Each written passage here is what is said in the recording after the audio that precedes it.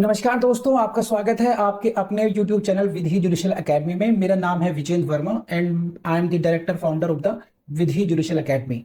We provide coaching for the judicial services exams and through this video we are trying to reach out you to provide you full professional exam oriented coaching for the judicial services, and that is free of cost. And let's start. So without wasting time, I come to the section 46. We have done till yesterday up to section 45, and now this is the time of section 46. Please come to the section 46. Section 46, it is with regard to what? Time for what? Time for performance.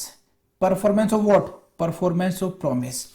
Time for performance of promise कब? When no application is to be made and no time is specified. चलिए, यहाँ के heading से question नहीं आएगा, इसके content से आपको प्रीलिम्स में क्वेश्चन देखने को मिल सकता है. You see the bare language of section 46. Where by the contract a promisor is to perform his promise, whereby the contract a promisor is to perform his promise without application by the promisee and no time for the performance is specified, the engagement must be performed within a reasonable time. within a reasonable time. इसको समझ लीजिए, बस यहीं से question आता है. कैसे? समझिए क्या है. देखिए, कोई कॉन्ट्रैक्ट अगर ऐसा है उसमें you are not expecting that the other party, that is the promisee will ask you please perform now, he is not going to apply for that and there is no time is mentioned. I will give you rupees 10,000, I will give you rupees 10,000, you will give me one watch in the consideration of rupees 10,000. ये एक हमारा contract हो गया. No यहाँ पर एक ऐसा element है कि we have not mention the time, no time for performance is specified, कि कब होगा, when will you pay, when I will give you the watch, no time is specified. In that case when this engagement shall be performed, कब होगा, will it go. क्या ऐसा हो सकता है? मान लीजिए अरुण से मैंने बात कही, सपोज कीजिए ये कॉन्ट्रैक्ट हुआ मेरे और अरुण के बीच में. This is a contract between the Vidhi Judicial Academy and the Arun Parihar, that Vidhi Judicial Academy will provide coaching for the judicial services to the Arun and the Arun Parihar will deposit agreed fees. Now time is not specified, time for performance is not specified. It is also not specified that whether the I will start teaching only on the application of the promisee. Nothing is clear from this agreement. In that case, when should I start teaching? When should I perform my obligation? The answer is very simple, within a reasonable time. इस शब्द को रट लीजिए, P4 prelims, यहीं से question आएगा आपको. अगर ऐसी सिचुएशन हो, कौन कौन सिचुएशन है? दो बातें हैं. Promisor is to perform his promise कब? Number 1, without application by the promisee, एक बात. Number 2, no time is fixed, no time is specified for the performance. In that case the engagement shall be perform within a reasonable time. P4 prelims लगा लीजिए, यहां से question आना चाहिए. समझ में आया नहीं आया बताइए मुझे. ये रहा क्वेश्चन आपके सामने. कैसे क्वेश्चन आ सकता है? Where no application is made and no time is specified for the performance of the promise, the agreement must be performed within what? 3 year, 2 years, 1 year और रीजनेबल टाइम. तो this is the format, this is the expected question from this section. Come to this explanation. What is the reasonable time in each case is a question of fact. क्या मतलब है इस बात का? In each particular case. हाँ जी. अब reasonable time क्या हुआ? No, reasonable time will be determined as per the merits of the case. Her case की अपनी वो है.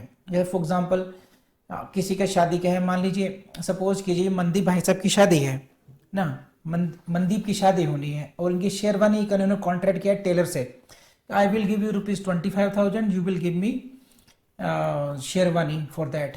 So now ये जो time है, this should be well before the day of marriage, or at least on the day of marriage. If the tailor comes after the marriage, so this will be futile for the Mandeep. So it all depends upon the facts of the case. In what particular case this will be called that this is a reasonable time. हर एक case के अपने अलग facts हैं, exam की importance, occasion की importance के हिसाब से ये डिटरमाइन करेंगे आप कि इस केस में रीजनेबल टाइम क्या होना चाहिए था। जैसे मान लीजिए प्रीति वर्मा एक डेयरी चलाती हैं, और इनसे कार्तिकेय भाई साहब ने दूध खरीदने का एग्रीमेंट कर लिया। तो ये जो एग्रीमेंट है इसमें जो डिलीवरी एंड जो पेमेंट ऑफ मनी ऐसा होना चाहिए विदिन 24 आवर्स होना चाहिए, क्योंकि दूध एक ऐसी कमोडिटी है वो खराब हो जाएगी कुछ टाइम के बाद। तो इट ऑल डिपेंड्स, इसमें आप ये नहीं कह सकते 1 साल 2 साल 1 दिन 2 दिन, it all depends upon the facts of A case. और जब कभी ऐसा होता है उसको हम टेक्निकली बोलते हैं it depends, it's a question of fact. Question of fact का मतलब यह है, कर लेंगे आप लोग। तो this is all about section 46, 47 का नंबर आया। Now this is the case time and place. Time and place for what? Time देखिए ब्रेक करके पढ़ना सीखिए ऐसे। Time and place for what? For the performance of promise. कब? Where time is specified. यहां टाइम स्पेसिफाई कर दिया गया है। 46 में time was not specified, but in case of 47 time is specified. In that case read it. when a promise is to be performed on a certain day. Now day of performance is fixed. When a promise is to be performed on certain day, suppose it is the day of 25th February 2021. This is the day when this promise shall be performed, and the promiser has undertaken to perform it without the application by the promise.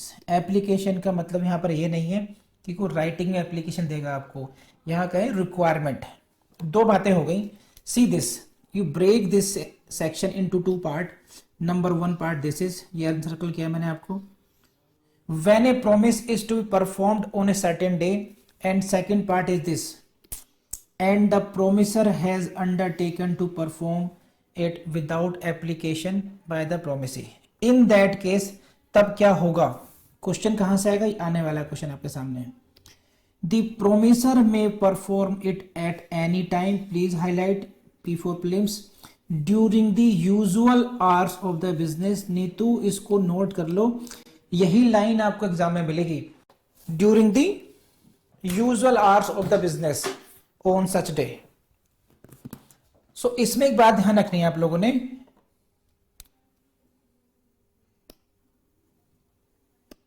Last का, and at the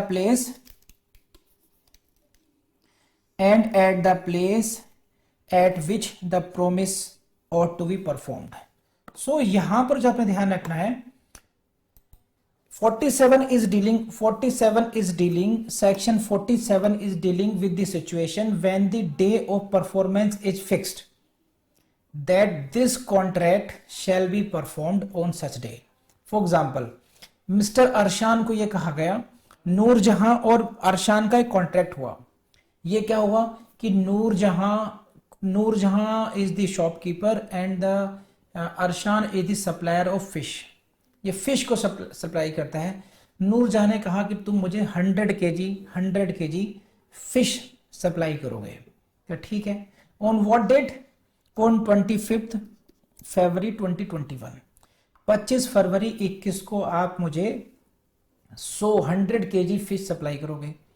अब अरशान भाई साहब क्या कर रहे हैं, रात को 10 बजे फोन कर रहे हैं नूरजहां मैडम कहाँ हैं आप?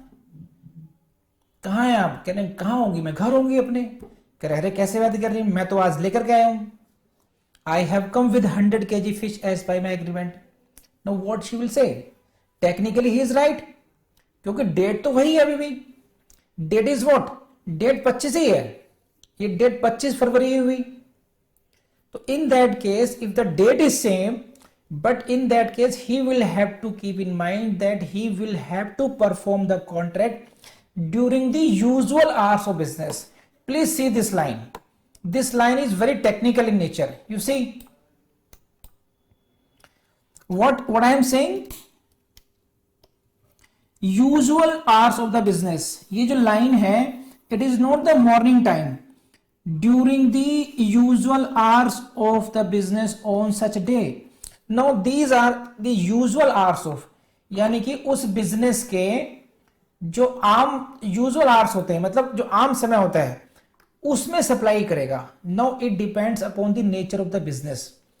It may be what, sometimes it may be the night duty, ये भी हो सकता है।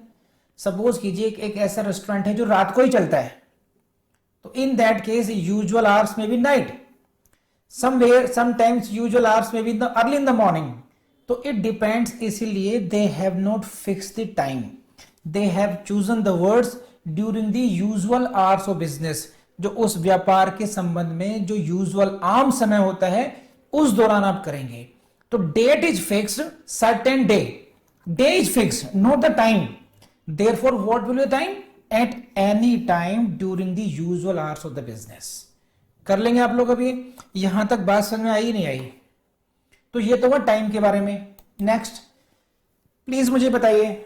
So you will see the question on the during the usual hours of the business. यहां से क्वेश्चन मिलेगा आपको। दिस शैल, मेरी एक्सपेक्टेशन ये, यहां से आपको जो ऑप्शंस होंगे वो यहां से आएंगे आपके इसमें।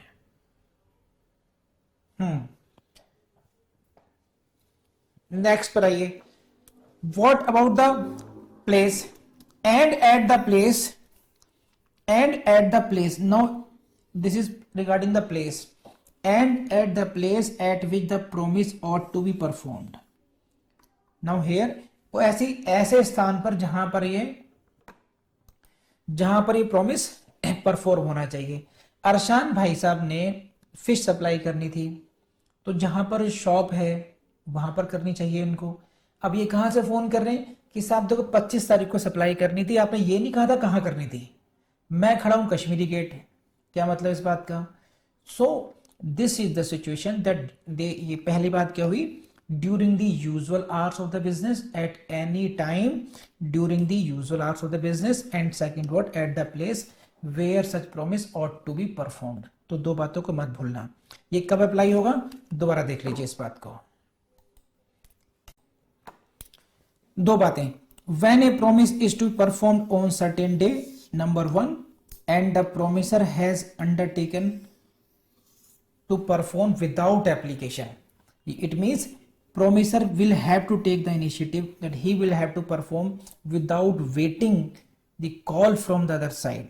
In that case you will have to focus at any time during the usual hours of the business on such day, and at a place where it ought to be, जहां पर से परफॉर्म होना चाहिए।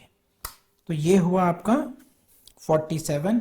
इसी के साथ आपकी नजर इनायत illustration, because you can expect question from this illustration. A promises to deliver goods at B's warehouse, यहां पर वेयर हाउस पे करना है। On 1 January, on that day A brings the goods at to warehouse पे ले आता है।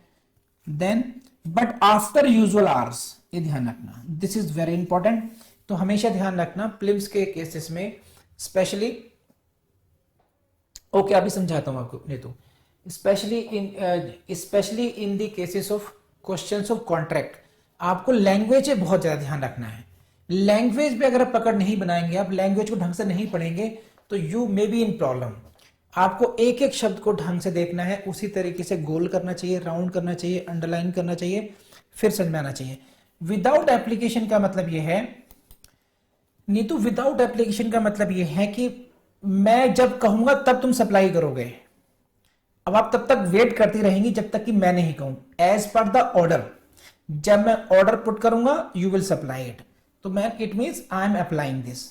If this is the case, you need not to wait for me, the agreement is done, we have agreed for some transaction and you can perform your part without my saying, without asking from me, मेरे बिना कहे आपको perform करना है, उसे हम कहते हैं विदाउट एप्लीकेशन। ठीक है, दिस इज विदाउट एप्लीकेशन। और किसी को समझना हो, this is 47, section 47। Now come to section 48, this is 48। Now come to application. Application for performance on certain day to be at proper time and place. अब पढ़ते हैं इसको क्या कहता है। This is section 48। When a promise is to be performed on a certain day, day is fixed. It is to be performed on a certain day, and the promiser has not undertaken to perform it without application by the promisee. दो बातें हो गई। See देखिए, मैं I am repeatedly saying please understand, please learn the art of reading the bare act. You see there are two parts now. When a promise is to be performed on a certain day, part 1 इस section का, and the promiser has not undertaken to perform it without application by the promise. So this is section 48. Now come to the explanation again वही, what is the, हाँ यहां तक था ना, 48 को दोबारा देखते हैं थोड़ा सा। This was the section 48। I was saying that there are two parts. When a promise is to perform on a certain day, ये पहली बात हुई, and the promisor has not undertaken to perform it without application by the promise, now by the promisee. अब इसमें क्या है, in this case day is fixed, कि किस दिन को कॉन्ट्रैक्ट को होना है, परफॉर्म होना है। सपोज कीजिए it is the case of 25 फरवरी 2021, 25 फरवरी 21 को ये परफॉर्म होना है। लेकिन इसमें खास बात क्या है, promisor has not undertaken to perform it without application, कि जब तक भाई साहब आप ऑर्डर नहीं करोगे मैं नहीं करूंगा काम ये। फॉर एग्जांपल, जैसे मान लीजिए जो कार्तिकेय भाई साहब हैं, ये हलवाई हैं, कार्तिकेय भाई साहब हलवाई हैं, और ये कॉन्ट्रैक्ट कर लिया इन्होंने वंदना सिंह से। वंदना सिंह ने कहा कि हलवाई कार्तिकेय साहब हमारे घर पे मिठाइयाँ आनी है, उस दिन एक फंक्शन है, तो आप उस दिन 25 फरवरी को मिठाई सप्लाई कर देना। मैडम एक बात सुन लो, आपका फोन आएगा तो मैं सप्लाई करने आऊंगा, मैं बिना बात के आ गया और फिर मैं परेशान हूं। आप पहले मुझे फोन करेंगे, मुझे कहेंगे यस मैं सप्लाई कर दूं, तो मैं आ जाऊंगा सप्लाई करने के लिए। It means what? In this case, promiser has not undertaken it to perform without application. दूसरी स्थिति क्या थी कि सर बात तय हो गई है, on the date of 25th February you will supply us to sweets 100 packets. Okay, बात खत्म। On the morning itself, Mr. Kartikeya is with the supply. अब वंदना जी कह रही हैं आप कैसे, कि मैं तो सप्लाई करने आ गया। अरे भाई मेरा इंतजार तो करते फोन करने का, पहले मैं आपको इन्फॉर्म करती तब आपको आना चाहिए था कि look madam you will apply, ये वाली बात नहीं हुई थी। तो यहां पर आपने देखना पड़ेगा, in this case, in this section 48 situation कौन सी है, कि promisor has not undertaken to perform it without application. इन ऐसी स्थिति में क्या होगा, अब क्वेश्चन क्या आएगा, आपको ये लाइन दी जाएगी आपके उसमें, in your question you will be given this line, कि this is the situation. What is the situation? Section 48 situation is what? When a promise is to be performed on a certain day and promiser has not undertaken it to perform it without application, then what will happen? In that case, it is the duty of the promisee. It is the duty of the promisee to apply for the performance at proper place and within the usual hours of business. So this is the duty of whom? Promisee. 47 में क्या था, promisor के बारे में बात कर रहे थे। प्रोमिसर में perform it, in case of 47 it was promisor. So again यहां पे क्या होगा, अब मान लीजिए इन आर एग्जांपल अगर वंदना मैडम कहें सुबह 4 बजे फोन कर दें कि कार्तिकेय भाई साहब सप्लाई करो, यार रात को 11 बजे बोलती हैं कि स्वीट सप्लाई करो, इट मीन्स कि आप करवाना नहीं चाहती हैं, लेकिन ब्रीच ऑफ कॉन्ट्रैक्ट का ब्लेम खुद पर लेना भी नहीं चाहती हैं। आपको अगर सप्लाई करवाना था तो आपको यूजुअल आवर्स में, within the usual hours of the business बुलाएंगी एंड एट प्रॉपर प्लेस के लिए बोलेंगी। तो दिस इज दी, यहां से क्वेश्चन बनेगा तो आपको ये ऑप्शंस में से आएगा, आई एक्सपेक्ट लाइक दिस। यहां से किसी को समझ में नहीं आया तो मुझसे पूछिए। Now I come to section 49। You will have to perform your promise within the usual hours of the business, बस इतना ध्यान रखना। And the at the place where it is ought to be, जहां पर ये होना चाहिए परफॉर्म। ये बात ये बहुत कॉमन अंडरस्टैंडिंग की बात है, कॉमन सेंस की बात है, जिसको अप्लाई किया जा रहा है कॉन्ट्रैक्ट में। Come to section 49, read it. Place of performance, it is dealing with what? Place of performance. Now please see this. When a promise is to be performed without application by the promisee and no place is fixed for the performance of it, दो बातें, no place is fixed for the performance of it, application भी नहीं होनी है। when a promise is to be performed, when a promise is to be performed without application by the promisee and no place is fixed for the performance, then it is the duty of the promiser. What is the duty? And duty is the your prelims question. prelims से यही पूछ जाएगा duty क्या है। Duty is to apply to the promisee to appoint a reasonable place. ये duty किसकी है? Promisor की है, समझे? यहां से क्वेश्चन आएगा। देखिए ऐसे क्वेश्चंस में, ये जो मैं आपको सेगमेंट पढ़ा रहा हूं, this is section 46 to 50, basically 46 to 50 वाले जो सेक्शंस हैं, या इसके बाद में भी जितने सेक्शंस आने हैं, you need not to bother for the section, what is the section 46 है, 47 है, वहां से आपसे सेक्शंस नहीं पूछेंगे। वो वहां ये नहीं पूछेंगे कि इन विच सेक्शन 46, 47, 48, हार्डली चांस, बहुत कम चांस है ऐसे। इनकी जो अंडरस्टैंडिंग है कि what will happen in this situation, अगर ये सिचुएशन है तब क्या होगा, what is the duty of promisor, what is the duty of promisee, as in this case if this is the situation that promise is to perform without application and time place fix नहीं किया गया, कहां पर perform करना है ये नहीं fix हुआ, no place is fix for the performance of it, कि भाई इस ये जो ट्रांजेक्शन होना है वो कहां पर होना है, देन तब क्या होगा, विदाउट एप्लीकेशन ऑफ प्रोमिस, यानी प्रोमिसी का इंतजार नहीं करना आपने। अगर आप if you want to perform it तो it is your duty, you apply, this is your, it is the your duty to apply to the promisee to appoint a regional place. Please let me know where should I perform my promise. This is the duty of whom? Duty of promisor for the performance of the promise and to perform it at such place. Please see the illustration. आप illustration देखिए, ये this is illustration, यहां से आपको समझ में आना चाहिए। A undertakes to deliver 1,000 mounts of jute to be on a fixed day. ठीक है, 1,000 mounts of jute to be A to B on a fixed day. Fix day 25 फरवरी 21 को, 25 फरवरी 2021 को, this is the quantity of jute which should be delivered. Now no place is fix here, कोई place fix नहीं है।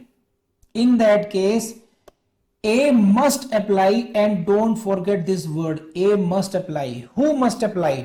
ए must apply, A is the promisor. To be to appoint a reasonable place, it is the duty of the promiser। और यहीं से prelims में question आएगा कि whose duty is this, ये किसकी ड्यूटी है। ऐसे पोजीशन में क्वेश्चन कहां से आएगा, ये पूछा जाएगा आपसे, ये किसकी ड्यूटी है पता करने की, भाई किस स्थान पर प्लेस होना है, ये परफॉर्म होना है। तो जो प्रोमिसर भाई साहब है, the promisor will have to apply to promisee की yes I am ready and willing, let me know where should I perform it and then for the end must deliver it to him at such place, और जो place fix होगा जो बताया जाएगा, then promisor is suppose to deliver the quantity at this place. समझ में बता रही है आपको? दोबारा पढ़ लीजिए, अगर इस इलस्ट्रेशन को अपने ध्यान में रखते हुए इसको एक बार फिर अपन लोग पढ़ लेते हैं। 49, this is section 49। What it is about? Place of performance. तो basically section 49 is dealing with the place of performance and in what circumstances where no application is to be made, एक बात, एंड सेकंड सर्कमस्टेंस क्या है? No place fix for performance. तो 1 and 2, then what should be the place of performance. ये heading से ही suggest हो रहा है, दिस इज सेक्शन 49। तो you section 49 will guide you about the place of performance, कहां पर होना है। तो बेरेक लैंग्वेज क्या कहती है? ये कहती है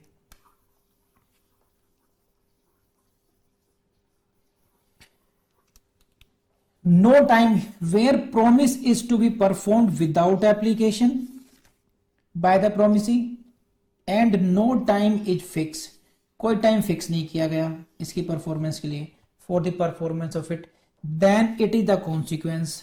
कॉन्सिक्वेंस क्या है? It is the duty of promisor. यहां से क्या आएगा? प्रीलिम्स का क्वेश्चन आएगा। ड्यूटी किसकी है? प्रोमिसर की। क्या ड्यूटी है?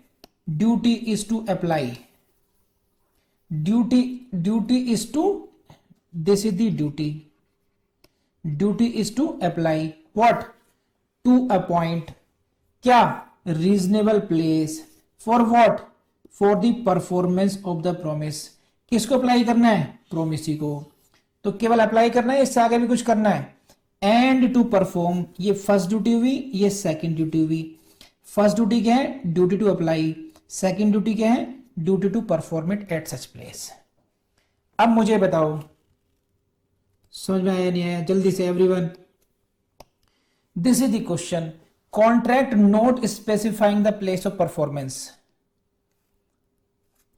The contract not specifying the place of performance, in that case the promisor has to apply, ये ध्यान रखना, a promiser has to apply to the promisee for appointment of a place of performance and perform the promise at that place। अब बताइए मुझे किसको समझ में नहीं आया? मैं आपको बता दूं, ये जुडिशरी का एग्जाम सबसे आसान एग्जाम है हिंदुस्तान का। वीडियो में भी कई बार समझाया होगा आपको, अभी बता रहा हूँ आपको। यूपीएससी से कंपेयर कर लीजिए, ना जीएस है, ना सीसेट है, ना और दुनिया भर झंझट नहीं है। रिपीटेशन बहुत ज्यादा होता है और पहले 3 साल या 5 साल पढ़ करके आ रहे हो। सिर्फ फेल होते हैं हम अपनी गलती से, क्योंकि कभी एडवोकेसी में जा रहे हैं, कभी कहीं जा रहे हैं, लगातार हम पढ़ नहीं रहे हैं। इसका केवल और केवल मान लीजिए 18 से 24 महीने के अंदर आपको जज बन जाना चाहिए। और ये सब खत्म कीजिए महाराज, अगला वीडियो पढ़ने बैठो। चलो चलो चलो, शाबाश।